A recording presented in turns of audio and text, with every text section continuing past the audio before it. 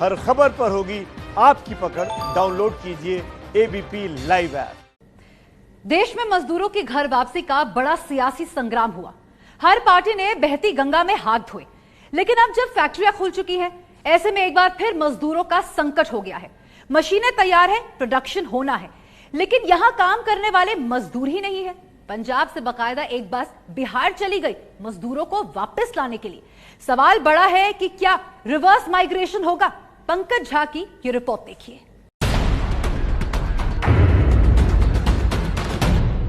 नमस्कार, मैं हूं पंकज झा। पिछले 2 महीनों से आपने रोज कमाने खाने वालों को घर जाते देखा होगा। कोई ट्रेन से, कोई बस से, कोई साइकिल से, तो कोई पैदल ही पहुंच गया। कुछ नहीं तो रास्ते में ही दम तोड़ दिया। घर पहुंचने के लिए लोगों ने क्या क्या न सहा, लेकिन अब वही लोग अपना गांव घर फिर से छोड़ने लगे। बस से नीचे उतरते ही दिल खोलकर स्वागत हुआ। सबको माला पहनाया गया, खूब आवभगत हुई। ऐसा लगा मानो घर परिवार का बिछड़ा हुआ कोई सदस्य आया हो। खेत में काम करने वाले ये लोग लॉकडाउन में अपने अपने घर चले गए थे, लेकिन अब वापस लौट आए हैं। पंजाब के बरनाला से 2 बसें बिहार के मोतिहारी भेजी गई थी। यूपी के पीलीभीत से भी मजदूरों को लेकर एक बस आई है। अब तक 90 लोग वापस लौट चुके हैं। इनको 2 गुना मजदूरी देने का वादा किया गया है। इनके बिना पंजाब में खेती का काम रुक गया था। धान के बीज की बुआई नहीं हो पा रही थी। ਝੋਨੇ ਦੀ ਬਜਾਈ ਆ ਉਹ ਸ਼ੁਰੂ ਹੋ ਚੁੱਕੀ ਹੈ ਕਈ ਦਿਨ। ਉਹਦੇ ਲਈ ਕਿਸਾਨਾਂ ਨੂੰ ਪ੍ਰੋਬਲਮ ਆ ਰਹੀ ਸੀ। 62 ਸੀਟਰ ਬੱਸ ਦੇ ਵਿੱਚ 35 ਬੰਦੇ, ਜਿਹੜੀ 32 ਸੀਟਰ ਬੱਸ ਆ ਮਿੰਨੀ ਬੱਸ ਉਹਦੇ ਚ 20 ਬੰਦੇ ਲਿਆ ਸਕਦੇ ਆ। ਉਵੇਂ ਹੀ ਅਸੀਂ ਜਿਹੜੀਆਂ ਮਨਜ਼ੂਰੀ ਲੈ ਕੇ ਪੰਜਾਬ ਦੇ ਵਿੱਚੋਂ ਜਿਹੜੀਆਂ ਬੱਸਾਂ ਦੂਜੀਆਂ ਸਟੇਟਾਂ 'ਚ ਬਿਹਾਰ ਦੇ ਵਿੱਚ ਯੂਪੀ ਦੇ ਵਿੱਚ ਰਵਾਨਾ ਕੀਤੀਆਂ ਸੀ, ਜਿਹਦੇ ਵਿੱਚੋਂ ਇੱਕ ਬੱਸ ਆ ਜਿਹੜੀ ਉਹ ਅੱਜ ਬਿਹਾਰ ਦੇ ਵਿੱਚੋਂ ਜਿਹੜਾ ਮਤਹਾਰੀ ਜ਼ਿਲ੍ਹਾ ਹੈਗਾ ਬਿਹਾਰ ਦਾ ਉੱਥੋਂ ਪਹੁੰਚ ਚੁੱਕੀ ਆ। ਦੂਜੀ ਜਿਹੜੀ ਪੀਲੀਭੀਤ ਐਮਪੀ ਦੇ ਵਿੱਚੋਂ यूपी ਦੇ ਵਿੱਚੋਂ वो बस इतने पहुंच चुकी है। खेती का काम ठप हो जाने से पंजाब के किसान परेशान थे। उधर बिहार और यूपी के लोग भी उतने ही बेहाल थे। न तो उनके पास पैसा बचा था, न ही उनके पास कोई रोजगार था। आखिर वे कब तक अपने गांव में यूं ही खाली बैठे रहते? सवाल पेट का था, सवाल घर परिवार चलाने का था। इसीलिए पुराना कनेक्शन फिर जुड़ गया। पंजाब से किसानों ने इन्हें फोन कर लौटने को कहा और सब झट से मान भी गए। और आखिर करते भी क्या? तो हम लोग तो जी कोरोना से डर रहे हैं। तो कोरोना ऐसा है बीमारी जी, तो बिहार से लेके पूरा अपना भारत में सारा जगह पांव पसार दिया है। तो हम लोग के रोजगार भी वहाँ काम तो चल नहीं रहा है।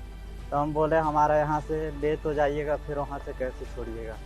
फिर वहाँ बोले कि अपना वहाँ आपको ले जाने का आने का पूरा आपको खर्चा देंगे, आधा तू लगा लेना भैया, आधा हम लगा देंगे। बिहार के अंदर में ऐसा है जी, जो सा भैया यहाँ से तो चले गया, जो हम लोग तो मजदूरी करने वाले हैं, तो अपना वहाँ उतना साधन नहीं है जी बिहार का।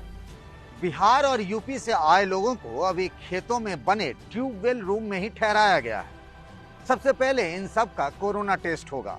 अगर रिपोर्ट निगेटिव आई तो फिर इन्हें खेती के काम में लगाया जाएगा।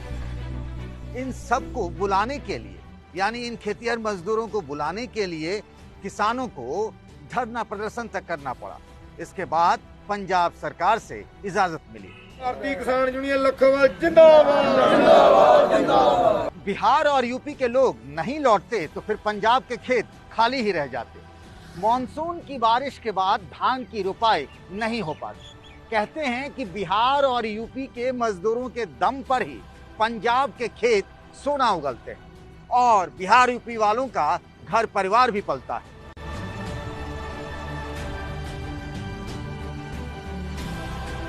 लॉकडाउन के बाद से करीब 15 लाख लोग बिहार लौट गए हैं। इन सबको पहले क्वारंटीन सेंटर में रखा गया, फिर सब अपनी अपनी घर गए। घर जाते ही सबको एक ही सवाल ने घेर लिया कि अब क्या करें? कोई काम धंधा तो है नहीं, बिना रोजगार के क्या किया जाए? फिर से लोग उन जगहों पर लौटने लगे हैं जहां वे काम करते थे। बिहार के दरभंगा, मुजफ्फरपुर, समस्तीपुर, सहरसा से इस तरह की खबरें लगातार आ रही हैं। दावा तो बिहार सरकार का सभी लोगों को काम देने का था। माननीय मुख्यमंत्री जी ने सीधा साक्षात्कार किया और उसमें ये कहा कि अगर आप रहना चाहते हैं तो हम बिहार में रोजगार की कोई परेशानी नहीं होगी, आप काम करिए। आज की तिथि में बिहार में 4,44,000 से अधिक योजनाएं चलाई जा रही हैं। 5 करोड़ 8 लाख से ज्यादा मानव दिवस सृजित किए गए और वो हमारे हैं, तो अगर रहना चाहेंगे तो हम उनके काम की गारंटी भी लेंगे। लॉकडाउन के पूरे 2 महीने हर दिन कमाने खाने वाले लोग अपने घर लौटते रहे। इसे रिवर्स माइग्रेशन कहा गया। लॉकडाउन के पूरे 2 महीने हर दिन कमाने खाने वाले लोग अपने अपने घर जाते रहे। इसे रिवर्स माइग्रेशन कहा गया। लेकिन अब वही लोग पलायन यानी माइग्रेशन करने लगे। लॉकडाउन से अनलॉक होने की कहानी में एक ट्विस्ट है। कामगारों के बिना ही कई फैक्ट्रियां खुल गई, कुछ खुल नहीं पाई, और जो खुल गई हैं वहां काम करने वाले बहुत कम हैं। ऐसे हालात में फैक्ट्री मालिकों की बैंड बज गई है। नोएडा में गारमेंट्स बनाने की करीब 3,500 छोटी बड़ी कंपनियां हैं। ये सब फिर से शुरू तो हो गई हैं, लेकिन लॉकडाउन में काम करने वाले अपने घर चले गए थे, इसीलिए काम आधा अधूरा ही हो पाता है।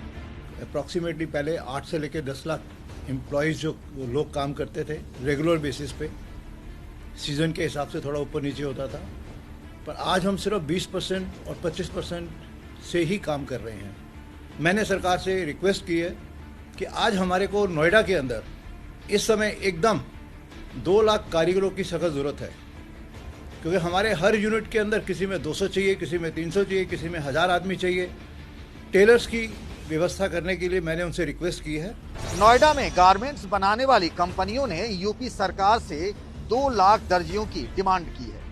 सीएम योगी आदित्यनाथ ने यूपी आने वालों की स्किल मैपिंग के लिए कहा था। इसका मतलब ये है कि कौन किस तरह का काम कर सकता है, उसका डाटा तैयार हो। अब तक 65,000 दर्जी की लिस्ट बनी है। ये सब अब नोएडा की गारमेंट्स फैक्ट्रियों में काम कर पाएंगे।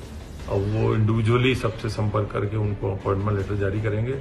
इसी के साथ साथ जो नाडेको एक है बिल्डर्स की ऑर्गेनाइजेशन है, उनको भी हमने 2,80,000 अनस्किल्ड लेबरर की भी और उनकी कामगारों की भी सूची उनको उपलब्ध करा दी है, उनके टेलीफोन नंबर और पते समेत। वो लोग भी अब इंडिविजुअली उनसे संपर्क कर रहे हैं और संपर्क करके उनको अपॉइंटमेंट लेटर देके उनको अब वो काम पर लगाएंगे। इस फैक्ट्री में पहले कपड़े बनते थे, लेकिन अब पीपीई किट तैयार हो रहे हैं। सरोज और बबीता भी यहीं काम करते हैं। लॉकडाउन में दोनों यहीं नोएडा में ही रहे, तरह तरह की मुसीबतें उठाई, लेकिन यहीं जमे रहे, क्योंकि बबीता को पता था गांव जाकर कुछ नहीं मिलने वाला है। काम तो चालू हो गई है, लेकिन पैसा नहीं मिला है। काम करेंगे 1 महीना तो पैसा मिलेगा, जब तो फीस भरेंगे, किराया भरेंगे, राशन वाले को देंगे, दूध वाले को देंगे। अभी हमारे पास पैसा नहीं, हम किसी को पैसा नहीं दिए, इसलिए हम लोग गांव भी नहीं जा पाए। लॉकडाउन के बाद से बाहर काम कर रहे 30 लाख लोग यूपी लौट चुके हैं। इनकी बदौलत ही गुजरात के अहमदाबाद और सूरत में कई फैक्ट्रियां चलती थी। अनलॉक होने के बावजूद कामगार नहीं लौटे और काम ठीक से नहीं हो पा रहा है। कारोबारी अब तक उनके लौटने का इंतजार कर रहे हैं। सेफ्टी के लिए thermal scanning, gloves, mask, sanitisers, जो भी चीज़ें हो सकती थी उन सब चीज़ों का इंतजाम किया गया। लेकिन जो एक होड़ सी मची माइग्रेंट लेबर्स के वापस जाने की, उसमें हमारे यूपी साइड के जितने लेबर्स थे वो एकजुट होकर सब वापस चले गए। आज हालत ये है कि इतनी मेहनत करने के बाद भी, इतना इंतजाम करने के बाद भी हमारी फैक्ट्री खाली 50% कैपेसिटी पे चल पा रही है। आपको याद होगा यूपी बिहार के लोगों ने सूरत में कई बार तोड़फोड़ और हंगामा किया था, मारपीट हुई थी। ऐसा उन लोगों ने घर जाने की जिद में किया था। अब उनके बिना गुजरात की कई कंपनियों में काम धंधा बंद पड़ा है। यूपी के मुख्यमंत्री योगी आदित्यनाथ ने कहा था घर लौटने वाले सभी लोगों को रोजगार मिलेगा। कहने सुनने में ये बड़ा आसान लगता है, लेकिन है उतना ही मुश्किल। कोरोना की मार से अर्थव्यवस्था चौपट हो गई है, इसीलिए कामकाज की तलाश में अब यूपी वाले भी पंजाब हरियाणा लौटने लगे हैं। अजीब सी आपाधापी मची है। बिहार यूपी से लोग कामकाज के चक्कर में फिर से बाहर निकल पड़े हैं, तो कुछ ऐसे भी हैं जिन्होंने गांव न छोड़ने की कसम खा ली है।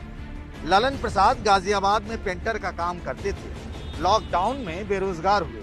पहले थोड़ा कर्ज लिया, अपनी जमा पूंजी जोड़ी और 1.5 लाख में सेकेंड हैंड गाड़ी खरीद ली। गाड़ी से ही सब परिवार गोरखपुर पहुंच गए। कहते हैं अब जो होगा बस यही करेंगे।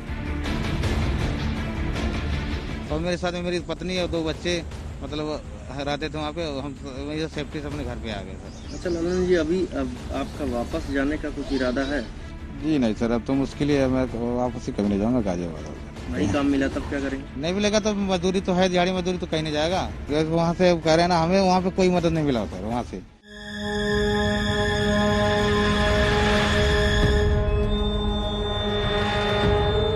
1947 के बाद पहली बार देश ने इतना बड़ा पलायन देखा।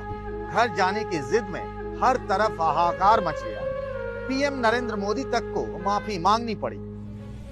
विडंबना देखिए कि ये लोग फिर से उन्हीं जगहों की ओर चल पड़े हैं जहां से महीने 1.5 महीने पहले ये सब कुछ छोड़ छाड़ कर भाग निकले थे। आखिर करते भी तो क्या? इनके पास कोई रोजी रोटी तो थी नहीं। इनके सामने था तो सिर्फ अथाह अंधकार, गरीबी, लाचारी, भूखमरी और मुसीबतों का अंतहीन सिलसिला। इनके मन से कोरोना का डर कब का निकल चुका था, इसीलिए पलायन फिर से शुरू हो गया है।